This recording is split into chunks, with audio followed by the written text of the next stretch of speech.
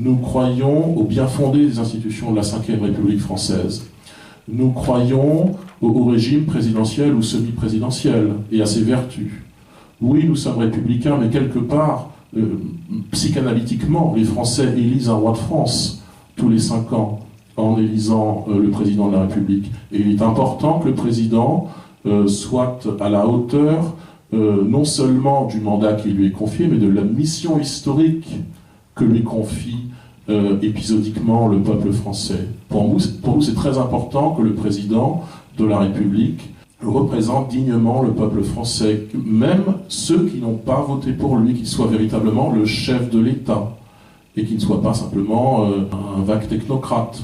Donc nous sommes respectueux, encore une fois, des institutions républicaines, de la vision politique et institutionnelle de la Ve République. Et puis lorsque nous faisons de la politique, et là ça concerne directement nos territoires ruraux, et les circonscriptions de monsieur Pichon, de monsieur Maldinet, de moi-même, on en témoigne au quotidien.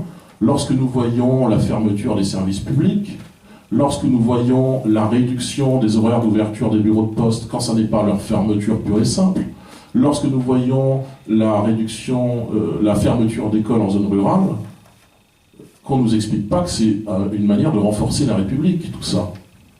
Moi je pense que c'est une manière de renforcer à la fois le marché privé, de renforcer les égoïsmes, de renforcer toujours plus, et on en revient à la métropolisation, qui est si bien expliquée sur votre site, ça renforce la concurrence entre les territoires urbains, où il n'y a plus rien, et qui sont de plus en plus asséchés, et des métropoles toujours plus riches, toujours plus dynamiques, toujours plus insérées dans la mondialisation.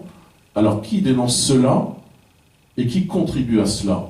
Nous dénonçons cela, et en cela nous sommes, à notre sens, les vrais républicains, et puis il y a des forces qui contribuent à ce processus de destruction, les macronistes bien sûr, mais il y a après tout des forces de gauche qui ont voté Emmanuel Macron au second tour de 2017 et de 2022. Ces forces-là sont coupables également.